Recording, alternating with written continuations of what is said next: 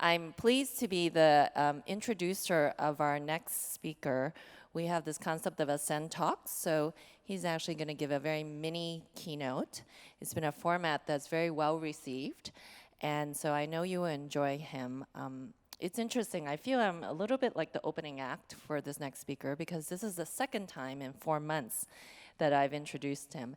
He first spoke to Ascend at our Ascend Pinnacle event, which was a much smaller event for corporate directors, and he was a complete sellout and one of the highest rated sessions at that event. And so we decided to invite him back and join us this time at a bigger audience. So when you meet Brian, you will see from his bio, he's quite impressive. That's why we thought the topic of being bold and boldness was quite important.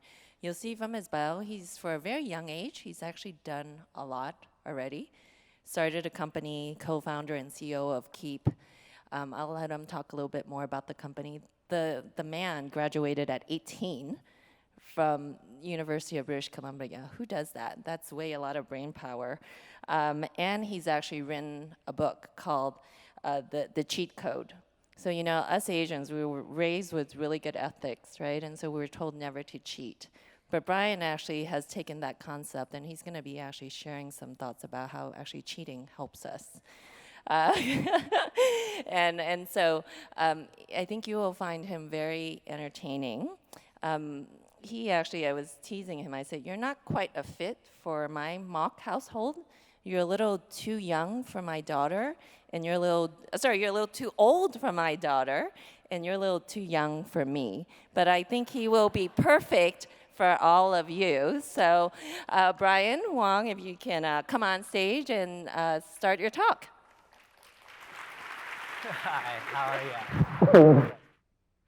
Hello. Good afternoon. How's everyone doing? Yeah? More energy! Asians! We are at a high. I don't know if you scheduled this event intentionally for this crazy rich Asians hype that's going on. As all of you have, who's watched the movie? Make some noise. Yes.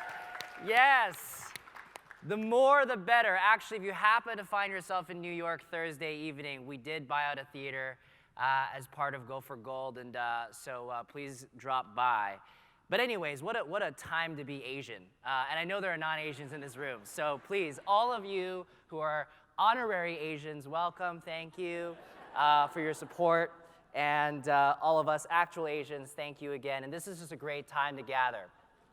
So I have some time today to share cheat codes, as Anna had alluded to. I'm not saying to cheat, more like the cheat codes from games. So for those of you who have used cheat codes, know that they get you ahead faster. And so hopefully I can share with you some of those today, more so around helping improve yourself, helping your own career, just things that will help elevate all of us, right? The rising tide will lift all of us. So I wanted to share some of those. But first of all, I did want to share a bit of my story, and I did allude to some of it. So that way it gives some context to some of these cheat codes that I will share. So I'm actually Canadian. I'm from Vancouver. Go Canada, yeah, thank you, yeah. We love you too, and you're welcome anytime. And, but I am down here now. So I actually moved to New York a year and a half ago. I did live in San Francisco for 7 years. I actually moved down to San Francisco after I graduated college when I was 18. They let you do that in Canada. The education system's a little looser up there. I skipped a few grades. I studied business. Part of my background as well is not only did I study business, but I actually learned how to design. So I did a lot of graphic design growing up, and then I also played a ton of video games. In fact, Counter-Strike is my favorite game, and so for those of you who still play it, good on you. It is actually the best, and this is what I used to convince my parents to let me keep playing, which, by the way, didn't work, but I said it helped me with my eye-hand coordination. They're like, then play the piano, because that's supposed to, you know, whatever. Piano, video games, same thing. So played a lot of video games, also learned how to design, like I mentioned. Graduated in 2009.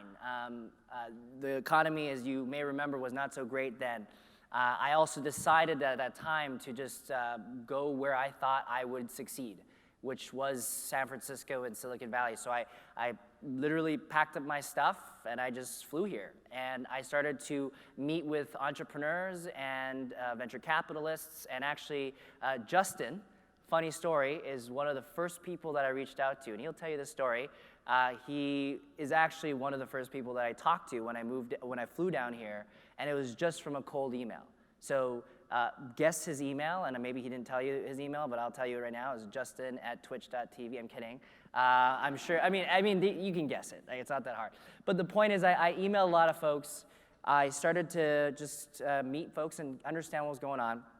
And one of the companies I had emailed was a company called digg.com, and I ended up getting a job there. Now, I worked there for all of 6 months, and then they started laying off people because, as you know, in Silicon Valley, you have ebbs and flows. And so I lost my job, which, by the way, was actually one of the best things that ever happened to me, because then I found myself without a job, and what do you do when you don't have a job? Either you apply for one or you make your own. So I was like, let me just make my own job, and that's when I started Keep. So I started the company in 2010. As Justin mentioned, it isn't an overnight thing at all. In fact, we are now 8 years old as a company. We are still around. We are 100 plus folks across 6 offices. We've raised $30 million in venture capital.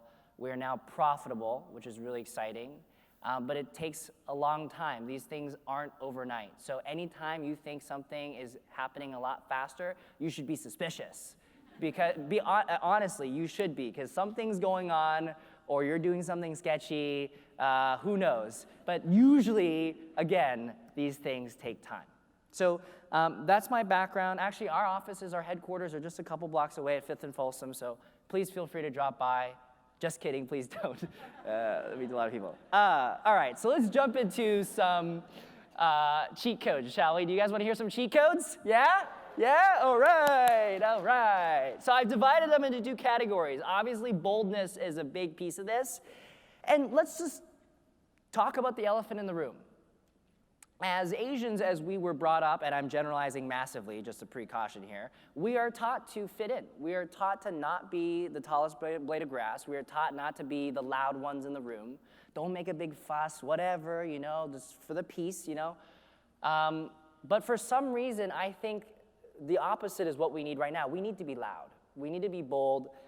With good measure. Obviously, there's a fine line between bold and being really cocky and in people's faces. But I think you can find that balance. So I'll talk a bit about that boldness, and then I'll talk about your own career and how you accelerate. So those are the 2 categories of cheat codes. And by the way, I do have a copy of the book. I know some of you may have brought a copy for me to sign, so I'm going to be outside to sign after this session, but I'm going to give this copy away as well. So there's one to share amongst all of you. So let's start with being bold. So the first I'd like to share is knowing your superpower. This is kind of the first and main one that I share, and it's something that has resonated a lot with my readers. And the reason is because it's about understanding yourself. This introspection is the most important. And what do I mean by knowing your superpower? By the way, is one of the first interview questions we ask when someone is applying for a job at Keep is what is your superpower? Now, you might ask me, what is my superpower? How do I even know, right? And your superpower most often is not something you necessarily studied or is related to your job. So if you're an accountant, your superpower is not accounting or bookkeeping. Your superpower may, by the way, be things like being extremely comfortable around large quantities of numbers, right? Which is, by the way, not my superpower. Your superpower may be around noticing patterns that others cannot notice. Being visual, whatever that might be, it's just things that are not directly related, but again, are horizontally related. And that's important. For example, and then you need to know your own so I know what my superpower is, and it's that I'm really good at getting people super excited about stuff. Anything, right? Just because I'm loud, whatever it is, I look funny, who knows? I get people really excited about stuff. And that's what I do. And I do this with my employees, I do it with my investors, I do it with our customers. But that's what I hone all my energy on. And this point is really around energy allocation efficiency, which is just buzzwordy for know where to spend your time. When we were younger, or even now, if you're in school, we do have this unfortunate thing where if we're not doing as well in something, what is it? You put your energy into fixing that thing you're not doing so well in, right? And we're called Asians, not Bayesians. So if we get a B, we failed. And so that's why all of us have this, yes, I did that. thank you. I'm here all day, we will eventually try to put that energy into things we're not good at, which I'm telling you, put all your energy into things you are good at. Hone in on that strength. Make sure that it's the best that it could possibly be. And all your energy into that will make you feel natural at it. Like public speaking for me, for example, everyone is terrified doing it. Trust me, everyone is. But if you've done it 1,000 times, you don't get terrified anymore, or you figure out ways to work through it. So these are all things that come with honing in on that superpower. And knowing, by the way, with your team, having complementary superpowers. If you're working on a team and everyone seems to have the same superpower, there's a lot of toe stepping, and it doesn't make you efficient. So try to find teams you can work in where there are complementary superpowers, where everyone knows that the other person is the best at what they do and they let them be. That respect is incredibly important. That helps a lot. So know your own superpower. That's big. Second was mentioned already, and I try not to rehash it, but I will rehash it and repeat it over and over, which is ask. Ask, ask, ask, ask, ask. Asking is like a magic power, right? You can ask for something, and if the answer is no, it's not like your life was any different before you asked the question, right? If you ask for something and the answer is yes, voila, your life just changed. So it doesn't hurt to ask. There is no downside to asking. In fact, you should get so used to asking to a level that you are uncomfortable. Right? Because being uncomfortable, like, I'm not asking for too much, but no one knows how to help you if you don't ask for it, right? And that is so unbelievably critical. And I encourage you to try this right after this, right? I don't know if you guys have a drink or something, drink session after this, or going out to ask for some crazy drink, or ask for something cool or unique. I don't know, just ask, try asking. Ask a girl out, whatever, who knows? These things all help, because it gets you comfortable, right? It's all about the action, the habit. I try to get people into the habit of acting in an uncomfortable way, because ultimately the things that are helpful for you most of the time are uncomfortable. Just like the things that are good for you to eat taste like crap, right? So there's a lot of things to do with these things that sometimes don't feel good, but you should be doing them because they are supposed to help you move forward. The third is helping you be fearless, and I'll give you a tool to be fearless, okay? It's the question, ask yourself, what's the worst that could happen? Yes, that is a very good question to ask. If you are not in the healthcare field, yes. Just if you are a doctor or a nurse, do not do this exercise. But if you are not, what's the worst that could happen, right? Oh, I get kicked off the project, or someone shakes their head as in disappointment. I mean, who cares if they're disappointed? You just at least tried, you pushed forward. If anything, learning from your mistakes is a big benefit to come out of something that, again, you might be questioning from a risk standpoint. Again, we're very good as Asians in cost-benefit analysis, right? And sort of this risk assessment thing. But the thing is, ask yourself what's the worst that could happen, because when you go through that whole process, it really isn't that bad. It really isn't. And so go for it. And actually, especially being an entrepreneur or doing something risky, I like to call it kind of jumping off a cliff and growing wings while you're falling. Because really, that is the mindset that I think hopefully all of us are in, because it allows us to take these risks, know you can learn on the fly, and that's how you are able to actually, I encourage you to bite off a little bit more than you can chew, because that is what is only going to stretch you further. That is part of that boldness mentality. The fourth cheat code on this, and I've got one more on being bold, and then I'll move on to your career, is you are the most powerful force in your life. So no one's gonna type that email for you. No one's gonna create that proposal or that idea. You're gonna do it. No magical door opens for you when it just happens to be perfect. You create that future for yourself. You are the only, and by the way, no one cares about you and your little stinking idea. No one cares about you and your little job. No one cares about you and your LinkedIn title. No one cares about you. And I'm saying this obviously to be mean on purpose. It's that you are the only one who will care about you as much as you will care about yourself, which is really the fact that you are the most powerful force in your life. You move your hand. No one else can move it for you. So that's just a reminder that you cannot rely on anyone else. Remember that. It's always going to be yourself. And that's why as a founder, especially when you start a company, you are the one who will care the most. Even if someone gave you millions of dollars, you're going to care more about them. because it's inevitably your reputation at stake. The last cheat code on boldness is to use what you have. Use what you have.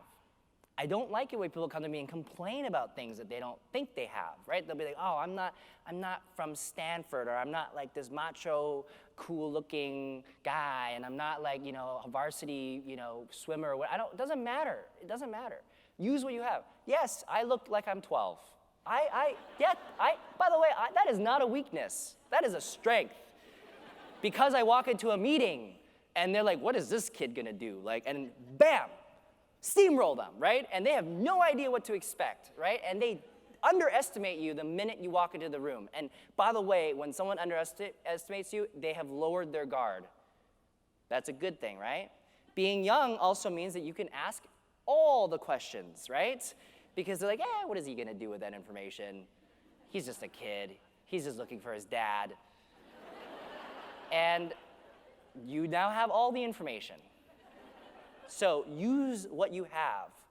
The fact that some of you may be immigrants, some of you may have come from immigrant families, these are all good things, because guess what? You have a perspective of multiple cultures. I always tell other entrepreneurs that aren't from America, they'll be like, but I don't understand Silicon Valley and whatever. I'm like, but you will understand, because you're a smart person. You will learn. Then what do you have now? You have the Asian mindset, and then you have Silicon Valley mindset combined, which makes you twice as powerful. So you have both, inevitably. You are not at a disadvantage. It is 100% a strength. So it's like a Jedi mind trick. You take what is traditionally perceived to be a weakness, and you jujutsu into a strength. That's literally what happens. So I encourage you to take that mindset. What you think is a weakness is not a weakness. It is a strength. 100%.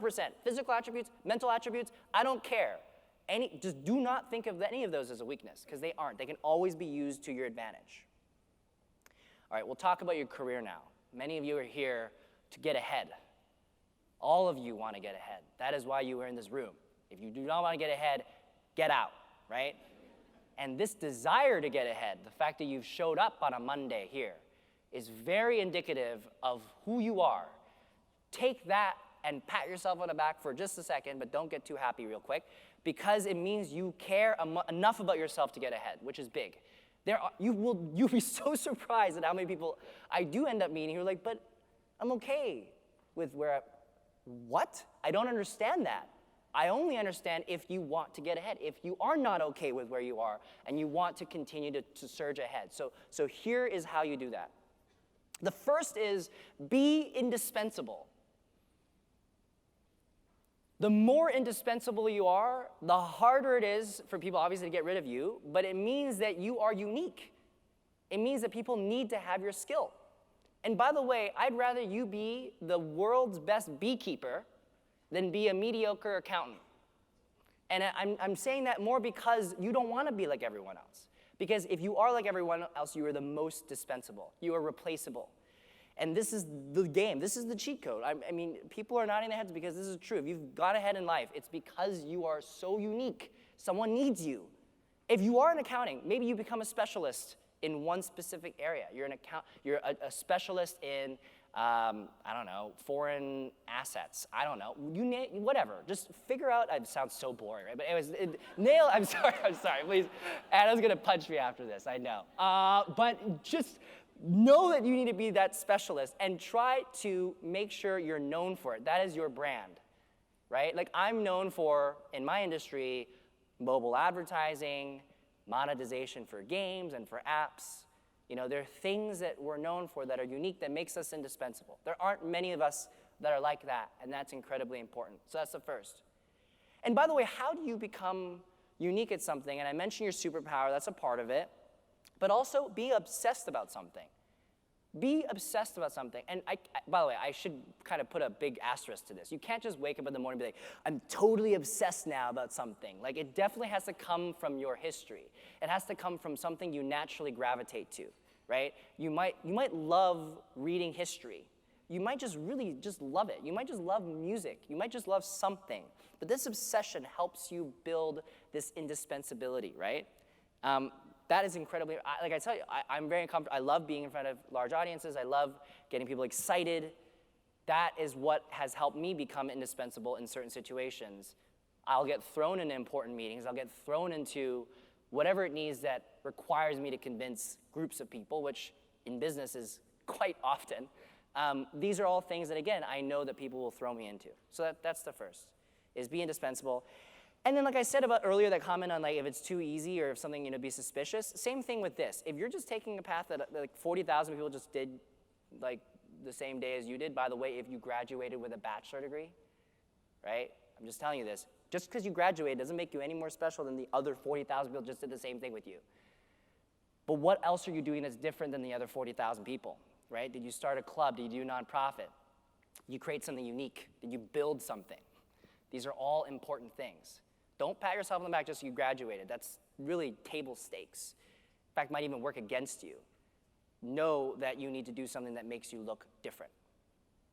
The next is to learn something faster than the next person.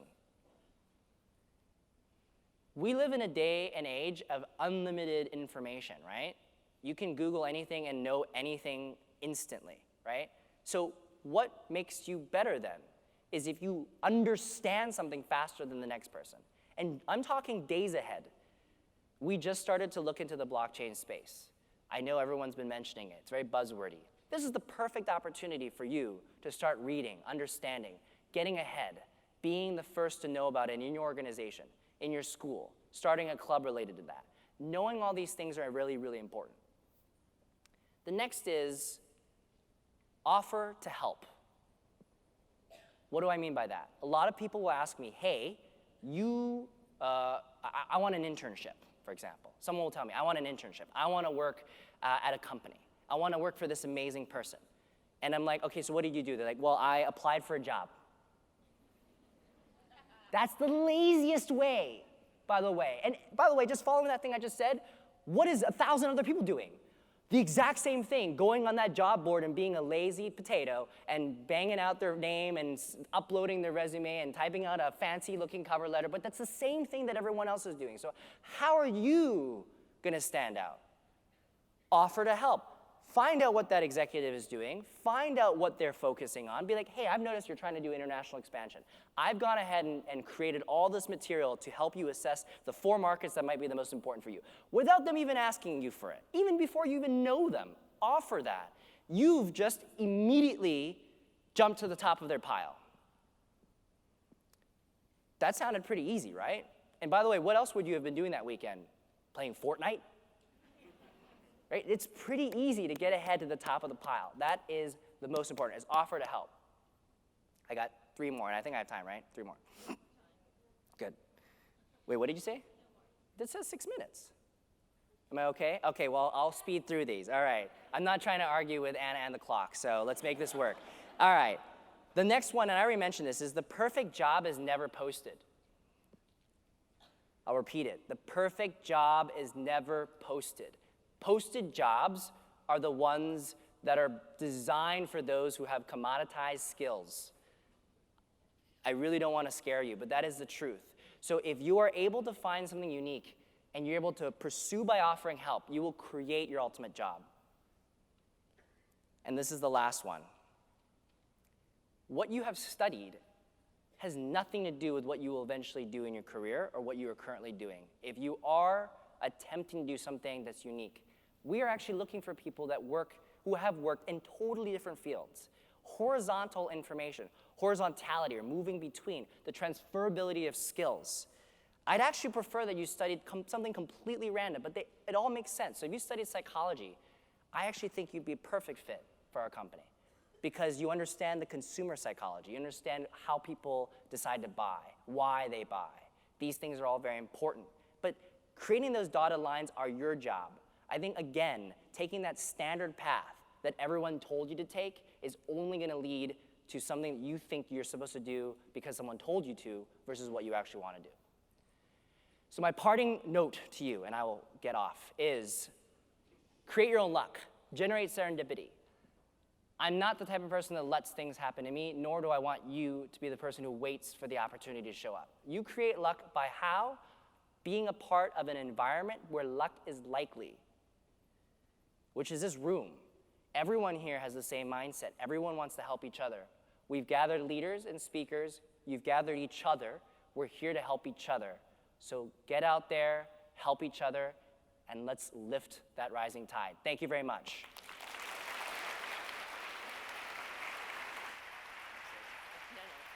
Yeah, you're okay. No, good. But you can go outside. All right. Well, isn't he an inspiration? Another round of applause for Brian.